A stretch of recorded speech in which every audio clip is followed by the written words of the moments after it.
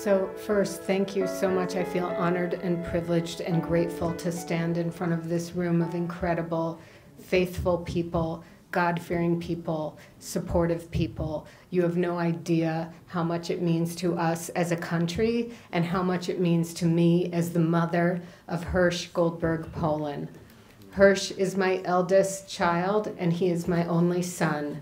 He just turned 23 2 days before he went to the Nova Festival with one of his best friends from childhood. On Saturday morning, October 7th, I woke up and was having tea in my kitchen. My husband had left for synagogue at 7:30 in the morning. I'll back up just 1 second to say that we had Shabbat dinner, Sabbath dinner the night before, and Hersh had said that he was going to be going camping with one of his best friends after dinner. The last thing I did for Hersh Friday night before he left, my husband and I each blessed him with the priestly blessing that you all know. We do that every Friday night to our children. I put my hands on his head and I blessed him to be like Ephraim and Manasseh, the two sons of Joseph, who were the first sons, the first siblings in the Bible who didn't have hatred and rivalry for each other like Cain and Abel had, or Ishmael had, or Jacob and Esau had. Ishmael and Isaac, Jacob and Esau, Joseph and his brothers, of course, and then you had Ephraim and Manasseh, who were finally loving each other, and they broke the paradigm of hatred, and that's why we bless our boys to be like them. And then I went on with, may God bless you and keep you, may God shine his face upon you and be gracious unto you, may God lift up his countenance toward you and give you peace. And then when Hersh left that night, he kissed me, he kissed my husband John, and he turned and he said, I love you, I'll see you tomorrow.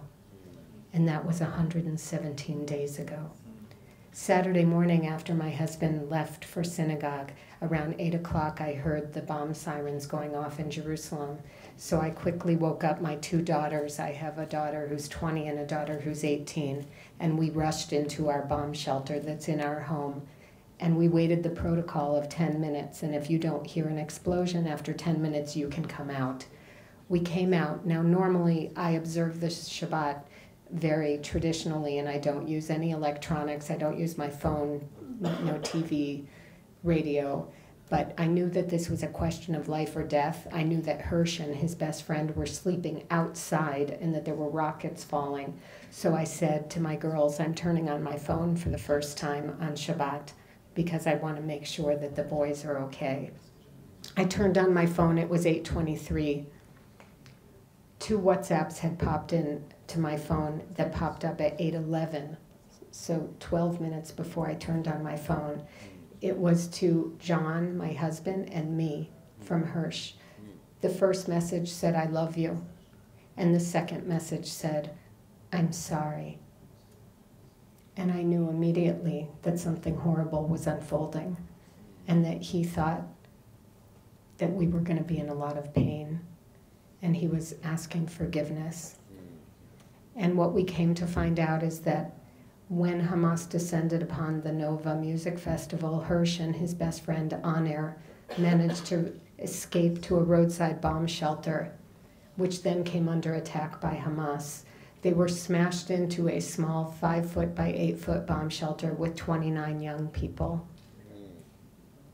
Hamas came to the doorway and was throwing in hand grenades, which Aner Shapira, his best friend, Hersh's best friend, managed to keep throwing them out, one after the other, and you only have 4.5 seconds from when a pin is unpinned from a hand grenade until it detonates. He managed to throw out 7, and as some of you know the story, on the 8th it exploded in his hand, killing him. And when his body was returned to his parents, the remnants of the hand grenade were in his hand. Most of those kids were dead. Hamas came to the door and sprayed machine gun fire.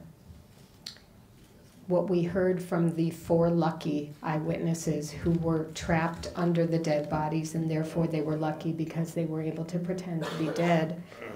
3 boys were wounded but clearly alive and slumped against the opposite wall. One of them was Hersh. When Hamas came in, they ordered the 3 boys to stand up. When they stood up, the 4 witnesses told us that Hersh's left arm from the elbow down had been blown off. He, like me, is a left-handed young man. So they were marched out, put on the back of a Hamas pickup truck that took off in the direction of Gaza. His last known phone cell signal was at 10:25 in the morning, Saturday morning, October 7th. A week later, Anderson Cooper from CNN was interviewing me. We had gone on all different sorts of media and press to raise the awareness that Hersh was in dire medical need. That was why we had started to talk to the press as soon as we heard from those young people that he could possibly be bleeding to death. Anderson Cooper at the end of the interview said, "You guys, I'm calling you now," which I thought was very suspicious because no one else had ever said, "I'm going to call you once the interview is over." He called us and he said, "I have actual footage of the abduction of your son." I was doing a documentary on the Nova Film Festival. I went down to see the bomb shelter. I met with soldiers there. They found a GoPro camera that fell off of the helmets of one of the Hamas people who took your son. And then we watched the point onto a Hamas pickup truck. And when he turns to sit down, you see the stump of where his left arm used to be. And you see that there is some sort of bandage or tourniquet that he has fashioned for himself. And that's the last thing that we know.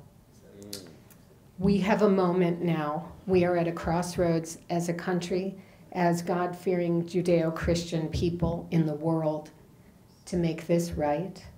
It was a horrible thing that happened. It was an atrocity that happened. And now our government has the chance, and we are very hopeful that they're going to lean in and do the correct thing morally, ethically, religiously, as Judeo-Christians do. We value life. And you know what that means? It's expensive. And you know what that means? We should be proud and we should embrace that we pay a high price sometimes because we value life and we value the present. And I don't think there'd be anything more heroic than doing repentance and atonement for failing some of those citizens and civilians. Hersh is a U.S.